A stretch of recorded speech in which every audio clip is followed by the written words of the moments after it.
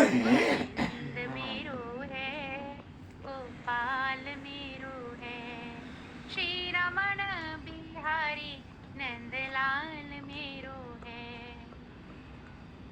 श्री बांके बिहारी नंदलाल मेरो है, जय जय मदन मुरारी नंदलाल मेरो है, गोविंद मेरो है, गोपाल मेरो है, गोविंद मेरो है, गोपाल मेरो है, श्री बांके बिहारी नंदलाल मेरो है, श्री रसिक बिहारी नंदलाल मेरो है, श्री कुंज बिहारी नंदलाल मेरो है, गोविंद मेरो है, गोपाल मेरो है, गोविंद मेरो है, गोपाल मेरो है, श्री बांके बिहारी नंदलाल मेरो है, श्री रमण बिहारी नंदलाल मेरो है, जय जय मदन मुरारी नंदलाल मेरो है। मानव जीवन का सर्वोत्कृष्ट फल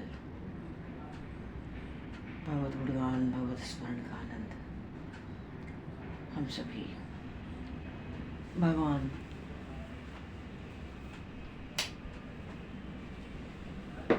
श्री कृष्ण चैतन्य देव प्रभु के लीला चरित्रों के माध्यम से प्राप्त करने जा रहे हैं। सर्वप्रथम आप सभी भक्तजनों के श्री चरणों में भगवत भाव से सादर वंदन, सादर नमन। आप सभी को यथायोग्य जय श्री राम, जय जय श्री राम, जय श्री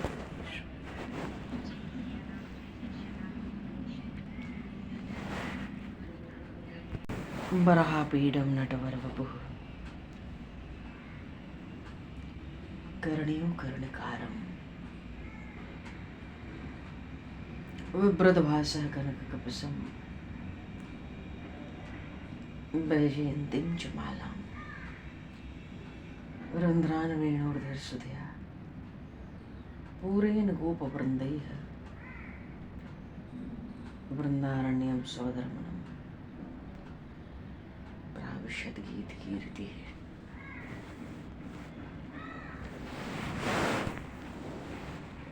बोले श्री नंदनंदन श्याम सुंदर भगवान की जय। श्री चैतन्य महाप्रभु की जय। पूर्व प्रसंग में श्री चैतन्य महाप्रभु ने भगवान जगन्नाथ के दर्शन प्रेम में विभोर होकर, भाव की उच्च अवस्था में स्थित होकर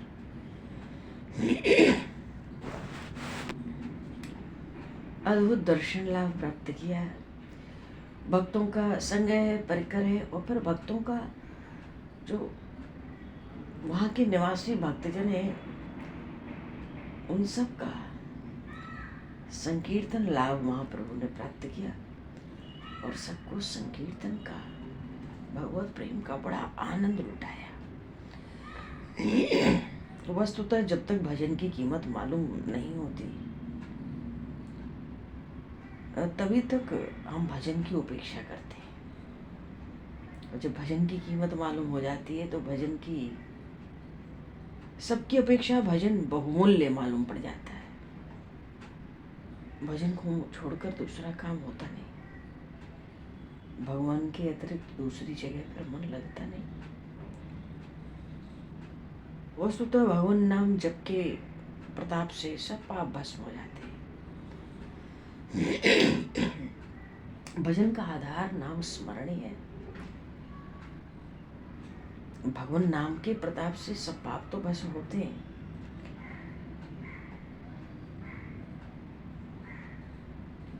फिर कुछ भय नहीं रहता। भगवत नाम गुणगान, भगवत स्मरण होता रहे तो फिर कोई चिंता की बात नहीं रहती। यदि हमसे भगवान नाम जब नहीं होता है तो सीधी सी बात है, हमें भगवान में विश्वास नहीं है, और जब भगवान में हमें विश्वास नहीं होगा तो जीवन में भय निश्चित है।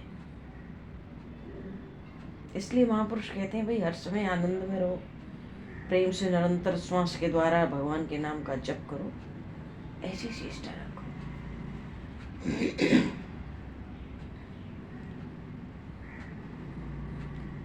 भगवान नाम जप के साथ साथ भगवान की त्रिभुवन मोहिनी मूर्ति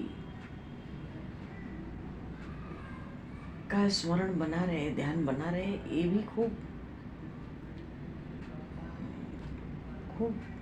प्रेम से, निष्काम भाव से, गुप्त रूप से होता रहे तो महापुरुष कहते बहुत सुंदर है। और फिर कलयुग में भगवान नाम का आश्रय छोड़कर उत्तम साधन मालूम तो नहीं पड़ता। जीव की एकमात्र ही चेष्टा हो कि निरंतर भजन बने, बाकी तो शरीर है, प्रारब्ध है, तो सब कुछ बनते ही रहेगा।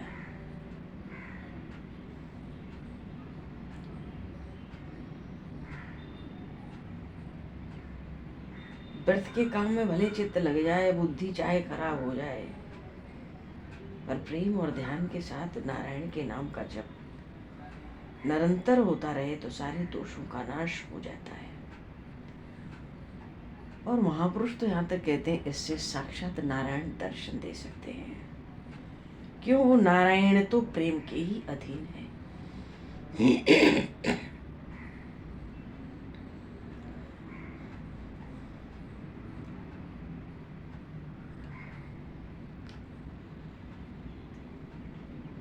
भगवत दर्शन से बढ़कर ही प्रेम, भगवत प्रेम को ज्ञान और योग से भी ऊंचा कहा गया है। यहाँ तक कि भगवत दर्शन से भी बढ़कर भगवत प्रेम को कहा गया है, क्योंकि भगवान प्रेम के लोग ही हैं। वो भगवत प्रेम भगवान की खुराक है।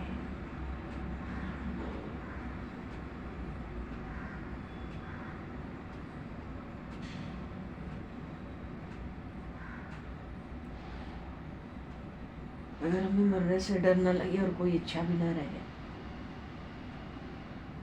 ये तो तभी होगा जब जीवन में भजन का स्वाद होगा। मरने से डर न लगने का अर्थ ही है जो कार्य करना था वो हमने कर लिया। और कितने भी बड़े हम भजनानंदी हो जाएं, अगर इच्छाओं का, कामनाओं का, चाहनाओं का लेश भी रहेगा तो आना पड़ेगा, लौटना पड़ेगा। अब ये बात हमें जचे या ना जचे, भगवत प्रेम में प्रधानता अनन्यता की और निष्कामता की है। ये दो बात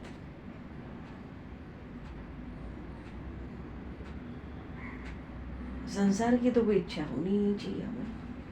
हाँ, फिर भी होनी हो तो भगवान से मिलने की, भगवान के प्रेम की, क्योंकि हमारा भगवान से जो संबंध है वो नित्य है। संसार में तो कभी किसी से संयोग होता है, किसी से वियोग होता है, पर भगवान से संयोग वियोग होता ही नहीं। अनादि संबंध है, एक क्षण के लिए भी कभी भी वियोग संभव नहीं है। भगवान जीव का एक क्षण के लिए भी त्याग कर सके, इसमें भगवान असमर्थ है, सर्वथा असमर्थ।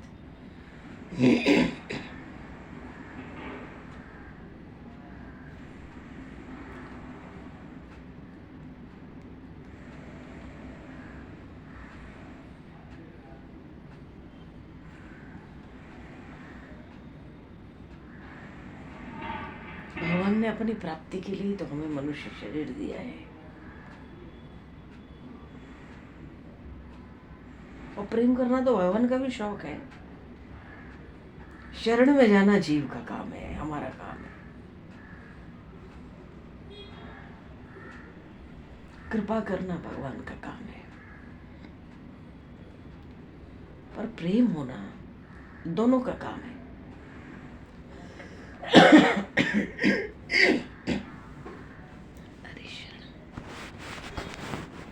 प्रेम होना दोनों का काम है। क्यों? हमारी भी खुराक है, भगवान की भी खुराक है प्रेम।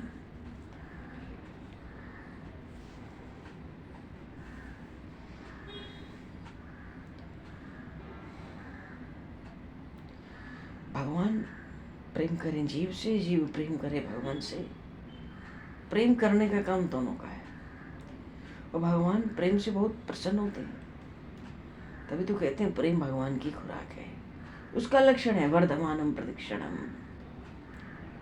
जो प्रतिक्षण वर्धमान हो, क्षण क्षण बढ़ाए।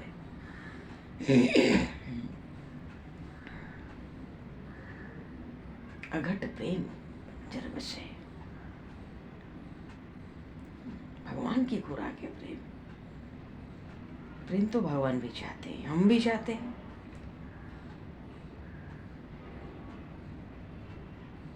कमी तो कुल मिला के हमारी है, भगवान की कोई कमी नहीं है।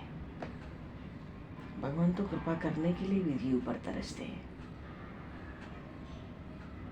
क्यों, अपना हो तो जाए ईमानदारी से।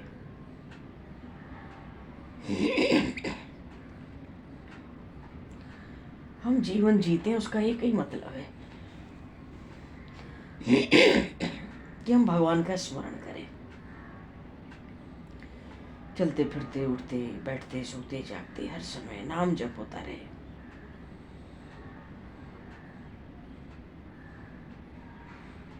प्रभु का विस्मरण न हो एक क्षण के लिए भी,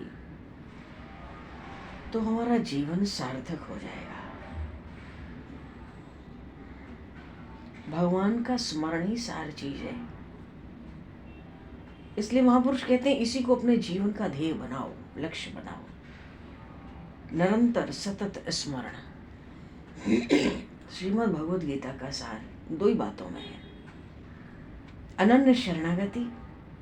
और वो शरणागति की अनन्यता तभी पुष्ट होती है जब भगवान का निरंतर स्मरण बना रहता है।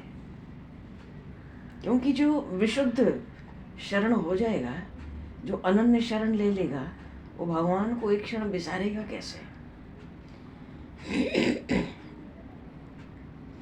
तो जीवन का जीने का अर्थ ही है भगवान का निरंतर स्मरण। और श्रीमद् भगवद गीता जी में भगवान ने इन दोनों ही बातों पर बहुत विशेष जोर दिया है, आदि से अंत तक। अनन्य शरणागति और सतत स्मरण। भगवान जैसे भक्तवत्सल हैं, वैसे पतित पावन भी तो हैं। अगर हम भक्त नहीं हैं, हम भगवत प्रेमी नहीं हैं, तो पतित तो हैं ही। भक्त होने के लिए तो कुछ करना भी हो सकता है। भगवान से एक संबंध दृढ़ हो जाए तो कुछ करना भी नहीं पड़ता है। फिर भी चलो, भक्त होने के लिए तो कुछ नाम ध्यान करना भी पड़ता है, चिंतन स्मरण कुछ करना भी पड़ता है। पर भगवान का एक नाम पतित पावन भी तो है। पतितों को पावन करते हैं। हम तो पहले से ही जन्म जन्मांतर से पतित हैं, अधम है। इसके लिए तो कुछ नहीं करना पड़ेगा। कोई सोचे हम शरण जाएंगे तभी भगवान रक्षा करेंगे, हमारा पालन पोषण करेंगे, योगक्षेम चलाएंगे। ठीक है, शरणागत वत्सल है तो भगवान शरण में आएगा, सब करते हैं बड़ी प्रसन्नता से, बड़े उत्साह से। कोई भक्त है तो भाई भक्त है, तब तो भगवान उसका पालन पोषण रक्षण कर रहे हैं, तो भगवान भक्त वत्सल कहलाते हैं। और भगवान का एक नाम पतित पावन भी तो है। शरण में होने के लिए भी कुछ धारणा भीतर चाहिए, भक्त होने के लिए भी कुछ भाव चाहिए। पर भगवान का एक नाम पतित पावन है, तो पतित होने के लिए तो कुछ नहीं चाहिए। जन्म जन्मांतर से महापतित है, महाअधम है, तो भगवान उसको भी पवित्र कर देते हैं। पवित्र करने का अर्थ ही होता है अपना लेना, स्वीकार लेना, अपना मान लेना। भगवान ने लाखों पतितों का उद्धार कर दिया। कहने का भाव है भगवान की हम शरण हुए, या भगवान हमारे रक्षक हैं, पालन करता है, विघ्न हरता है, सब है। तो कुछ होकर जाएंगे तब भगवान हमारा ये करेंगे, सो बात तो नहीं मालूम पड़ती कहीं भी। जीव मात्र परमात्मा का है, अधम हो पतित तो कुछ भी हो, ऐसों के लिए भगवान ने अलग अलग नाम गुण धारण कर रखे। जिसको जो श्रेणी बढ़िया लगे, जिसको जो बन पड़े वो उधर चल पड़े, पर चल पड़े, रुके नहीं, प्रतीक्षा नहीं करे, हारे भी नहीं, निराश भी ना होवे, क्योंकि जीव भगवान का अंश है। उसको अपनाने के लिए भगवान खुद व्याकुल है, बेचैन है।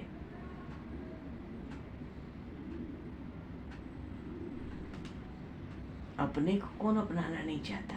सब चाहते हैं, बहुत दिन भटका, भूला फिरा, बड़ा कष्ट उठाया मेरे पीछे, हमें बुला के भगवान सोचते अब भी लौट आवे। इस मौके के लिए भगवान ने मनुष्य शरीर दिया, लौट आओ। पर जब हम संसार के सुखों की ओर आकर्षित होते हैं, भगवान कहते हैं ठीक है, अब थोड़ा इससे भी खेल लो, तुम्हारी यही इच्छा है तो क्या करें। भगवान का नाम ही है भक्त वांछा कल्पतरु। ऐसी कोई कामना कहाँ होती है जो भगवान के सन्मुख जाके पूर्ण हो? जीव भगवान का हो जाए और उसकी कामना, उसकी इच्छा पूर्ण हो, संभव नहीं है।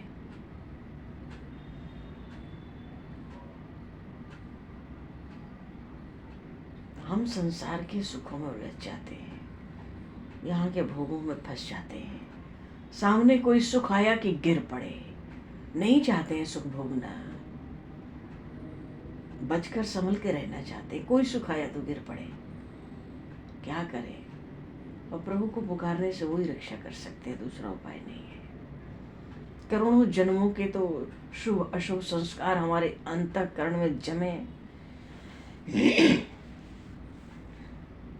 कुछ बढ़िया लग गया, कोई वस्तु हो, कोई व्यक्ति हो, कोई स्थान हो, वही रंग गए, यही गिर पड़ना है। भूल गए भगवान को, विस्मरण हो गया। पर भगवान नहीं भूलते क्षण को, जीव को, क्यों? वो जीव उनका है। भगवान तो हर क्षण चाहते हैं मेरी ओर लौट आवे। अब संसार तो दुखालय है, दुख का घर, महादुखों का घर। जीव मात्र का अंतिम अनुभव संसार में यही रहता है। संसार महादुखों का घर है तो दुखों का घर, और उस घर के भीतर जाके हम सुख की कामना कर रहे हैं, सुख चाह रहे हैं, शांति चाह रहे हैं, आनंद चाह रहे हैं। तो भाई जो वस्तु भीतर होगी वही तो मिलेगी भीतर जाने पे। होगा दुख का भंडार और मिलेगा सुख, ये तो संभव नहीं है।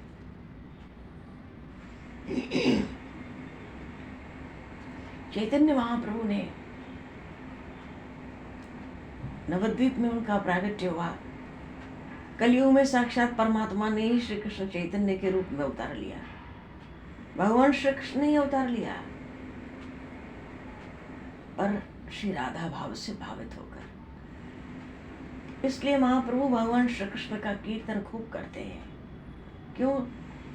श्री राधा रानी भगवान श्री कृष्ण का ही निरंतर ध्यान, चिंतन, संकीर्तन, गुणगान करती हैं, लीला सेवा में प्रस्तुत रहती हैं।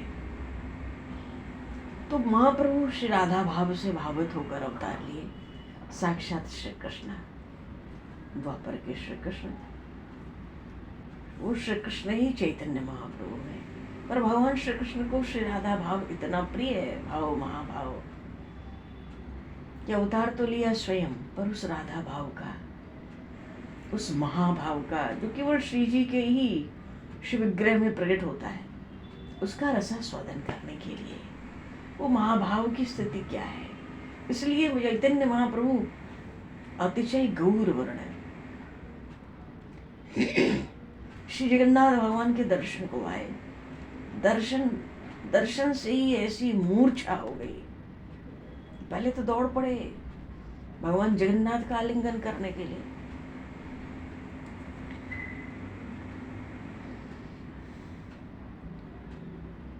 दौड़ पड़े अधीर होकर। तभी तो पहले कह दिया था मेरे साथ कोई दर्शन नहीं करेगा। हाँ, या तो आगे जाओ या पीछे जाओ। पुजारियों ने पकड़ा, उसके पकड़ते ही मूर्छा छा गई। ऐसा प्रगाढ़ प्रेम था, ऐसा दिव्य भाव, उन्माद, उस भाव में इतना उन्माद हो गया प्रेम में, भाव में, आनंद में ऐसे विभोर हो गए महाप्रभु।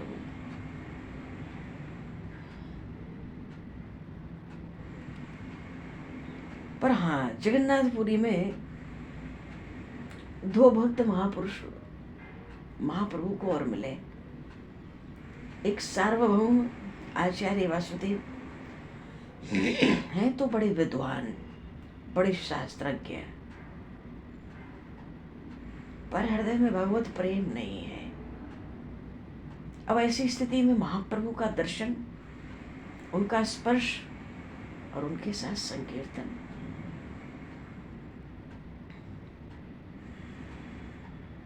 कहते ना गुरु ब्रह्मा गुरु विष्णु गुरुर्देवो महेश्वरा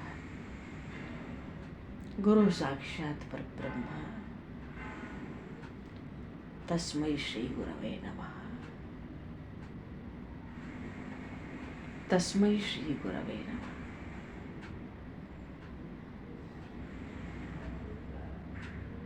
गुरुदेव ही ब्रह्मा है, गुरुदेव ही विष्णु है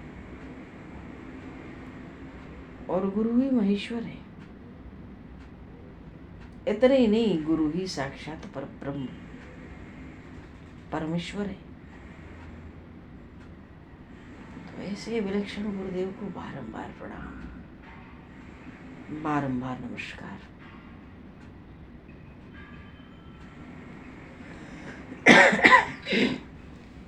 तो गुरुदेव को ब्रह्मा क्यों कहा गया? ब्रह्मा जी सृष्टि करते हैं, सृष्टिकर्ता, जगत पिता। हम जब गुरुदेव के शिष्य होते हैं तो गुरु हमारी सृष्टि करते हैं ना। गुरु का तो एक ही पद है, अवस्था में बड़े हों चाहे छोटे हों, चाहे संबंधी हो या अनजान हो, किसी भी रूप में प्रभु प्रकट हो जाए गुरु रूप से। हम तो उनकी संतान ही हो सकते हैं। गुरु से दूसरा कोई संबंध जीव का न था, न है, न हो सकता है। किसी भी स्थिति में गुरु से जीव का एक ही संबंध होता है कि वो हमारे माता पिता है, और माता पिता है तो सृष्टि हो गई ना, हम उनकी संतान हुए तो सृष्टि हुई ना। इसलिए दीक्षा के साथ ही गुरु ब्रह्मा। इसका व्याख्यान तो बहुत है, क्या क्या अर्थ है, अपना तो जो प्रसंग है उतने ही भाव हम लोग देखेंगे। और गुरु को विष्णु कहा गया, क्यों? पालन पोषण करते हैं सृष्टि का। तो गुरुदेव ने हमें अंगीकार किया, स्वीकार किया।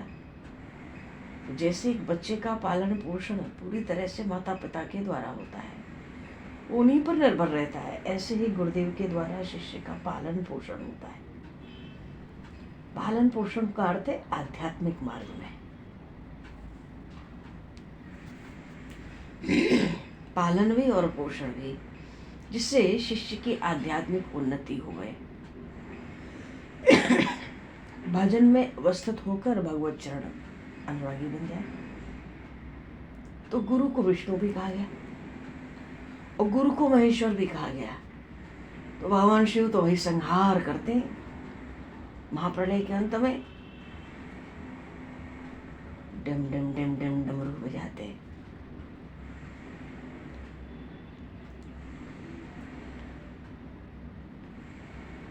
भगवान शिव संहार करते हैं। तो गुरुदेव शिष्य का क्या संहार करते हैं? उसका सब जगत प्रपंच संसार। तो संहार क्या करते हैं? वो जो आसक्ति है ना, उसमें आसक्ति,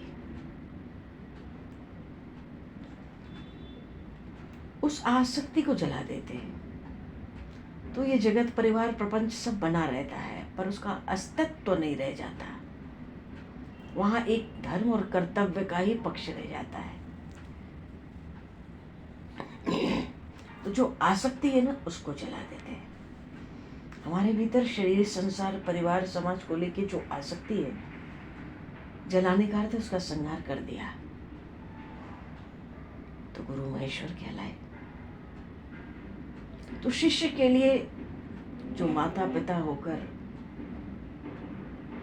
बिंदु सृष्टि और नाद सृष्टि दोनों होती है ना,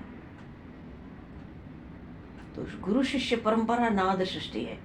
बिंदु सृष्टि तो बहुत पीछे आई, जब मनुष्यों की सृष्टि हुई स्त्री पुरुष के संयोग से सृष्टि चली, वो तो बहुत पीछे हुई। स्वयंभू मनु और शत्रुपा जी से सृष्टि के पहले मनुष्य स्वयंभू मनु थे, इसलिए उनका नाम भी है मनु, मनुज। पहले मनुष्य है सृष्टि के। पर उससे पहले जितनी कथा आती है, सृष्टि है, ये सृष्टि कहाँ से आई? ये नाद सृष्टि है, गुरु शिष्य परंपरा। गुरु शिष्य परंपरा से आई। तो गुरु ने दीक्षा देके हमें अंगीकार भी किया संतान के स्वरूप से, और पालन पोषण भी करते हैं, वो उनका धर्म है। और संहार भी करते हैं हमारी आसक्ति का, जगत में जो आसक्ति है, जो राग है, यही भव सिंधु की आग है।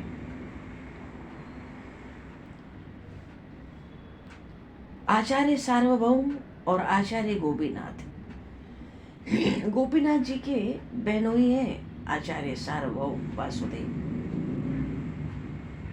वस्तुतः इस संसार सागर में डूबते हुए जो निराश्रित जीव हैं, तो उनके एकमात्र आश्रय तो गुरुदेव ही हैं।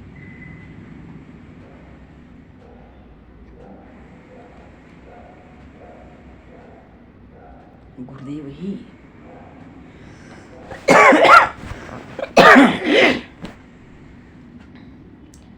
गुरुदेव ही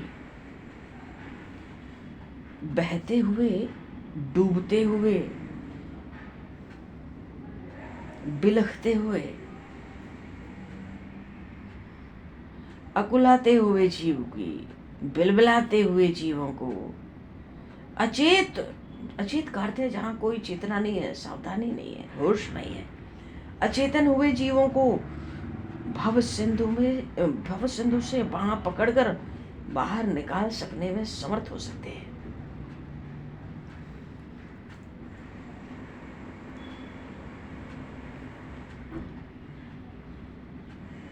त्रिभुवन को पावन करते हैं।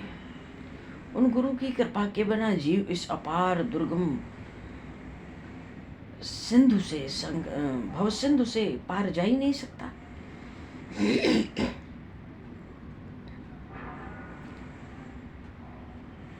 अखिल विश्व ब्रह्मांडों के विधाता विश्वंभर ऐसा लगता पूरा विश्व ही ऐसे धारण किए रहते हैं,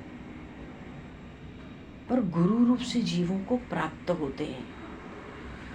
समस्त विश्व ब्रह्मांडों के विधाता विश्वंभर वही है, पर जीव को किस रूप में प्राप्त होते हैं? गुरु रूप से प्राप्त होते हैं।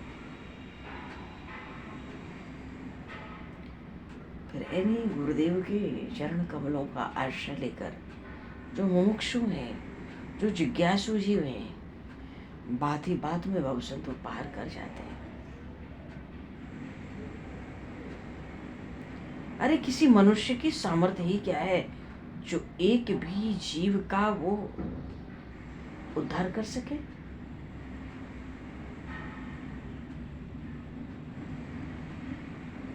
जीवों का कल्याण तो वे ही परम गुरु श्री हरि ही कर सकते हैं।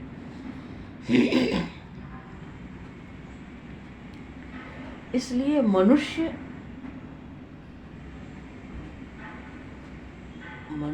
गुरु हो ही नहीं सकता।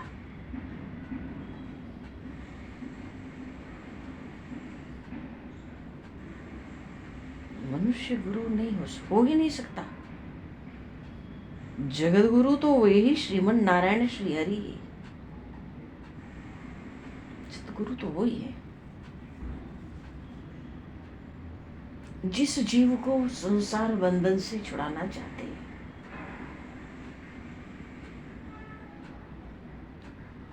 उसे गुरु रूप से प्राप्त होते हैं।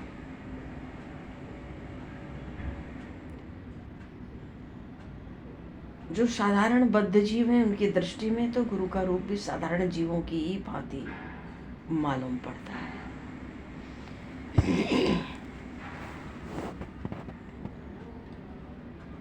महापुरुषों ने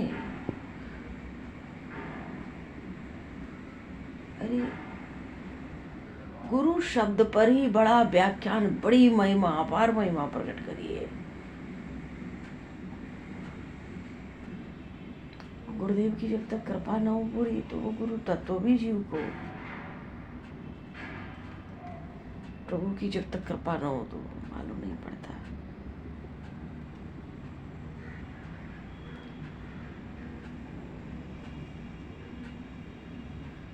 वो तो अगर जीव है तो अनुग्रह सृष्टि के जीव है।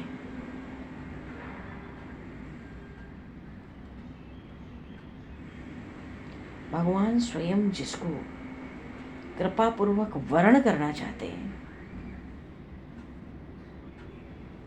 उन्हें उस रूप में साक्षात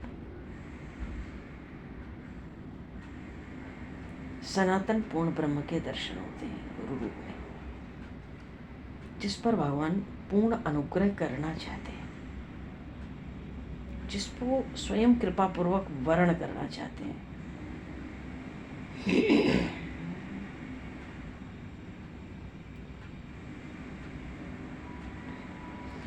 तो ऐसे गुरुदेव जिस जीव को भवसिंधु से पार करते हैं, वो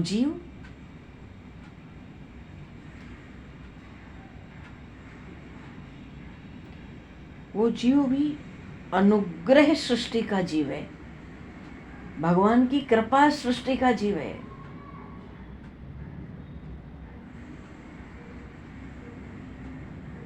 अन्य जीवों के वश की बात नहीं है वहां।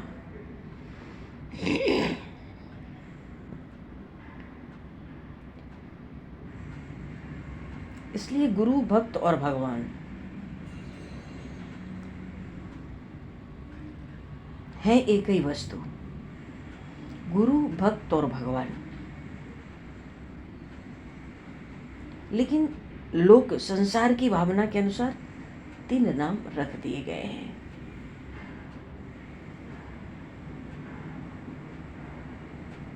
वास्तव में इन तीनों में कोई अंतर नहीं कहा गया।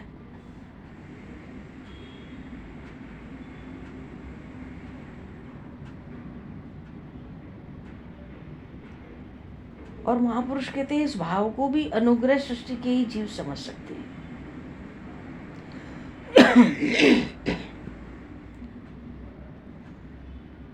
अन्य जीवों के वश की बात नहीं।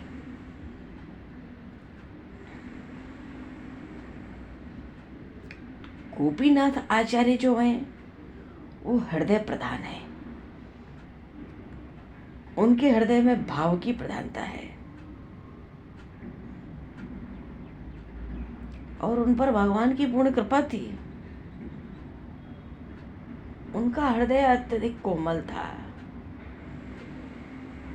पर भावुकता की मात्रा कुछ ज्यादा थी। महाप्रभु के चरण कमलों में उनकी अहेतुकी भक्ति थी, अकारण प्रेम।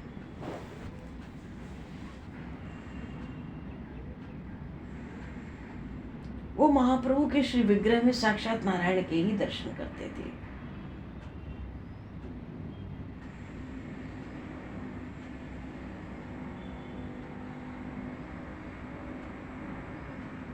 वे तो महाप्रभु के श्री विग्रह में सनातन सत्य सगुण परब्रह्म का अविनाशी प्रकाश देखते थे।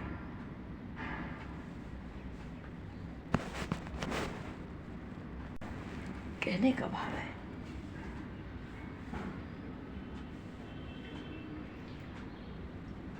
महाप्रभु में अटूट श्रद्धा थी, अनन्य निष्ठा थी। इन जगन्नाथपुरी तो महाप्रभु अभी आ रहे, यहाँ आचार्य गोपीनाथ मिले और सार्वभौम भी मिले। प्रसंग बड़ा सुंदर है महाप्रभु के लीला चरित्र। भगवान अभी समय को दृष्टिगत करते हुए अगले प्रसंग आगे ही लिया जाए तो बढ़िया है। बोले श्री चैतन्य महाप्रभु की जय। श्री नंदन श्याम सुंदर भगवान की जय। राम राजा सरकार की जय। गौरी शंकर भगवान की जय। शरण जी महाराज की जय। कल सफला एकादशी है, सोमवार का दिन है, बड़ा सुंदर। हजारों वर्ष की तपस्या से जो फल ना हुआ है, वो जीव सफला एकादशी का व्रत करके, सेवन करके उस तिथि का महान पुण्य का भागी हो जाता है। अब तो समय हो गया, प्रभु स्मरण करा देती। अवकाशी का कल एकादशी व्रत है, जागरण है, कथा है, सत्संग सब है, बहुत सुंदर। बोली काशी महारानी की जय, श्रीमान जी महाराज की जय, सब गुरुदेव भगवान की जय, सब संतन की जय, सब भक्तन की जय। समय को दर्शित करते हुए अब आज यहीं पर वाणी को विराम और वाक्य पुष्पांजलि प्रभु के श्री चरणों में सादर समर्पित। आप सभी को भी यथा योगी जय श्री राम, जय श्री राधे।